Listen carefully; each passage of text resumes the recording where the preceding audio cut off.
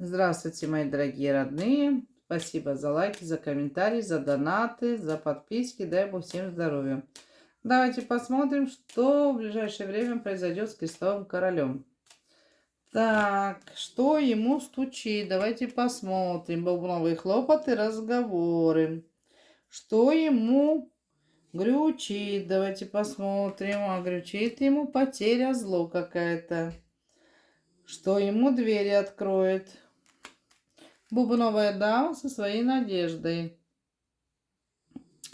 Так, что ему стучит, что ему гручит, что его к сердцу прижмет. Бубновая дама, бубновая постель. Так,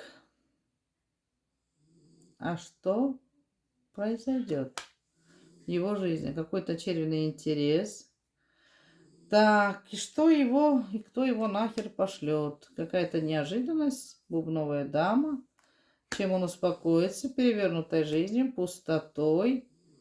А чем дело закончится? Дело закончится, что он придет на поклон к червиной любви, будет благородно содерживать. Вот.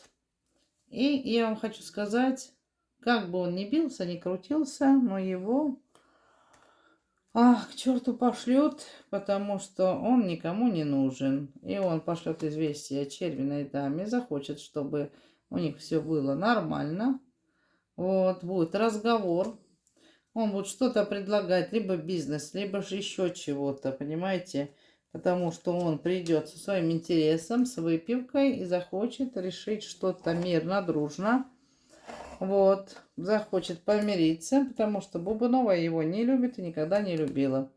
Но он придет, возможно, под шофе для того, чтобы набраться смелости и поговорить с вами. Так что вот такой расклад. Девочки, подписываемся на мой канал, заказываем расклады. Потому что это общие расклады не со всеми резонируют. До встречи.